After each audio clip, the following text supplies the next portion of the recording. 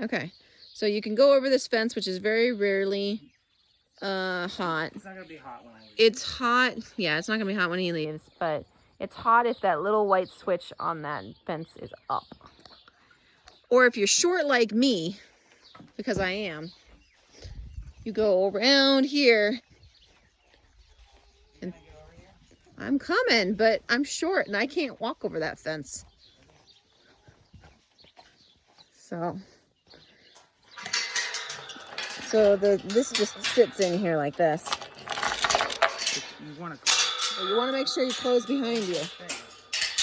Don't not close that. Yeah, don't not close it because we rely on it to not let cows out. Oops. Except they can't do it one-handed, do they? There are cows in here right now. Yep. So always close it, even just for a few minutes. So it just goes in there. It should be. Okay. What are you doing? This is not something that you'll have to worry about. Okay. Ryan's stringing line. It's not plugged in.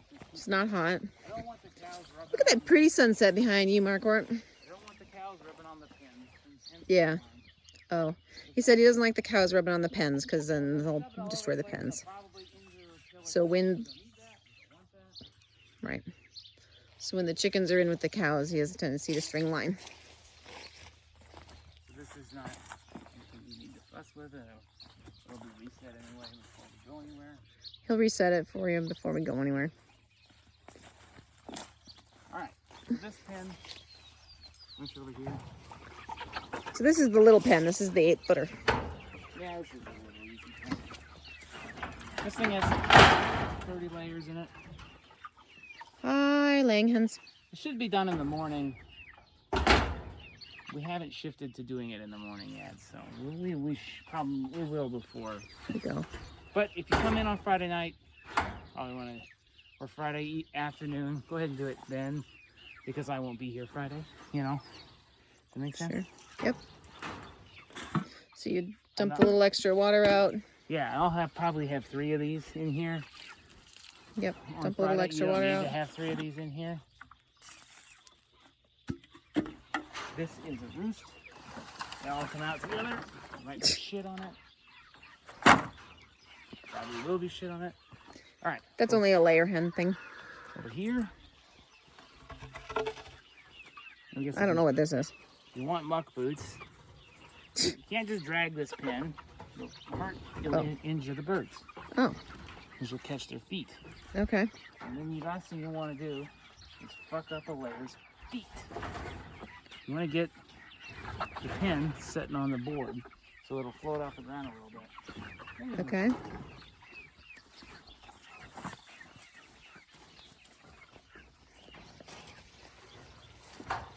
If for some reason, and just kind of double check. Slow if you hear chickens complaining. Hush, move. Whoa, whoa, whoa, whoa, whoa, whoa, you got feet. You got feet. There you go. Yep. Had to lift it up slightly to get off feet. Dumb chickens. All right. You can put 2 boards in there. Well, that board isn't even... That board is now doing weird things. Well, it's dragging the board with it. You didn't get it far enough onto the board. You're just trying to give it some slack so that if a foot gets under it. Yeah, we don't crush the bird. Sure. One of these barred rocks is like, my feet need to be under this thing. It's not right now, but... That's the way they are. Kick it so they hey, off. hey, hey! Go, go, go, go. Go, go, dummy. You're not very good at this movement. Yeah, they get better at it. So you're generally trying to move it 1 whole pen worth. Yeah, you can see that. So everything that they were on is, see, 1 8-foot section is now exposed and done. Yeah, so you've moved it. You check the bottom of it. Need a gap? You put boards in it. You don't want gaps. Gaps is where predators put their paws in and kill things. This is pretty good on this ground, but up there it's going to get more broken. And this pin can go to other directions, so... If you really need to, it can go just that take way. It that way, and then you can even go this way with it. It's the same basic principle. Yep. Yeah. So then, put the roost rack back.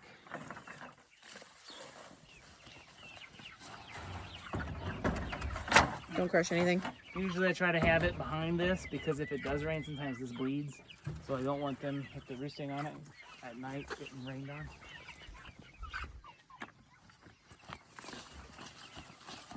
I only do these guys once a day, pretty much. If it was blazing hot out, Might check water. yeah, it was pretty mild today. I might check the water midday, but I don't feed them more than, especially with 2 feeders. They probably could get by on one if he's fed twice a day. But I've got 2 out here. I'm gonna keep doing what I'm doing. Do you want to install the drip waterer before we go?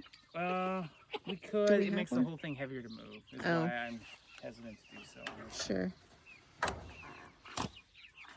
If the drip water is installed, it'll be here with the bucket. Yeah, they're And big in which buckets. case you just make sure you refill the bucket from the Just put top in the because it bucket. But drips it's also, if into it a has bellwether. problems, it requires more troubleshooting, and I don't want Yeah. to have other people have to troubleshoot that. It's also not always obvious when it has problems. Yeah, it can be kind of. It is a great thing when it works. So if it's going to be really rainy out, or you've got horrible wind, or the weather is particularly inclement, you might cover a side of a pen or cover more of the roof. Like if it's going to be particularly stormy, sometimes I'll cover the open side of the roof of the pen, just to give them a little more shelter. And you pop over the fence, top water's off, trying not to crush the Milkweed. milkweed.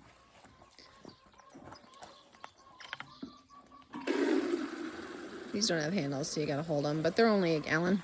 Yeah, these are only a gallon. Not that heavy. I'm not even sure they're a full gallon, No, they're a gallon, are they? I think. Yeah, but they don't weigh 8 pounds fully loaded. They're not light. No. Yeah, I can't one-hand them like that. True. I usually will fill a bucket and then fill the waterers from the bucket because I need the handle. Because I'm just not strong enough to one-hand them like Ryan is doing right now. There are advantages. So the tops screw on. You got to make sure you don't cross-thread them. They want to cross-thread really bad. So he's trying to swing them backwards to make sure he doesn't cross-thread them. Yeah, until they pop. They don't go far, though. It's only about a half turn. There's also cows here, but they shouldn't be a big problem. There's just 2. Okay. Only thing you'd ever want to do is check the cobit. Like if the cows seem kind of angry, upset, or they moo at you a lot, they may have taken a shit in the cobit. This is the cows at the other place. We've gone for like, what, a day? Took a shit in the water. I'm like, you guys, what are you doing? These guys aren't much for flying, so they should generally stay in the pen. These guys are pretty chill. You can, instead of just slipping one board, you can slip 2 underneath that side. Or if one side like has some elevation issues, you can Pop them off there. There's only one long board out here. We can get another board. Yeah. And that's basically You're also, it. yeah. And they're basically good to go. The dog does the work at night, so that's her job. Yay, that's it. Do we want to show the cobet? Oh, Welcome back. So just kind of walk back and. If something happens to the cobet, you probably have to do a phone conversation. All right, I'm gonna go back through my gate. Oh, except that I'm gonna trip over the wire he just put up. Yeah, don't mess that up. Sorry. Don't, no, I have to. Well, clearly I can't be trusted with the farm. Are you coming? No, Why don't you just walk around? I'm coming. What? Oh, because we're going to the cobet. Okay. That's true. This is just a handling facility. So we can walk around to the cobet. Cobet's the name of the waterer. My shoe's untied. That's not good. When we have Mount Poopmore. Hi, Mount Poopmore. Luna likes Mount Poopmore. Gives her a good view of the world. I think it's fine. Yeah. Here's the cobet Cobet to take a shit. with the float. It's a lot of work. You gotta get like a chicken bucket and scoop this out. It doesn't happen very often though. Well, not here. There's only 2 cows. Scoop this out, and then you gotta get it to the point where you can get it light enough to pull the whole thing out. Yeah, but generally the cobet takes care of itself. You don't have to do oh, anything yeah, there. Super easy. Especially when it's warm out and you don't have to break any As long ice. as, yeah, nobody The chicken's drowning it when those cows take a shit in it. Yep. And the chicken drowning it. So. Yep. So I said it's a higher level. Well, there's a gate over here. Can't remember. There's multiple gates. How does this gate open? If the pole system lift up. Okay. Lift up the mechanism. And Pull it just out. Pull it shut. Harder. There we go. Like you mean it. Put the bucket back. Yeah. Say night-night, chickens. Oh, wait, do you close this door? Generally, no. You could probably leave it open. Okay. During the summer, we can leave it open. If it was like... If it's storming, you can close it. You just pull it, too. Well, and even if it's really stormy, I mostly close that door. Okay. And then I usually just close this one door. The other door is a full bay. Yeah, it's rolls one from big side door. to side, it latches on either end. And these are individuals, and then they have a catch on the bottom. Yeah, so you have to make sure it goes on either side of the track.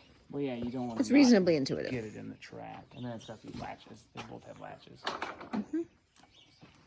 That's it. I do wish these latched closed. Because the Oh, wind will latched blow open. these around sometimes. It's true. So I usually put blocks on them. Sure. And there's old cat. There's Normal. Hi, Normal. All right, that's probably a million years for a video. Yeah. Oh, 11 minutes. That's terrible. Right? Take care. Terrible.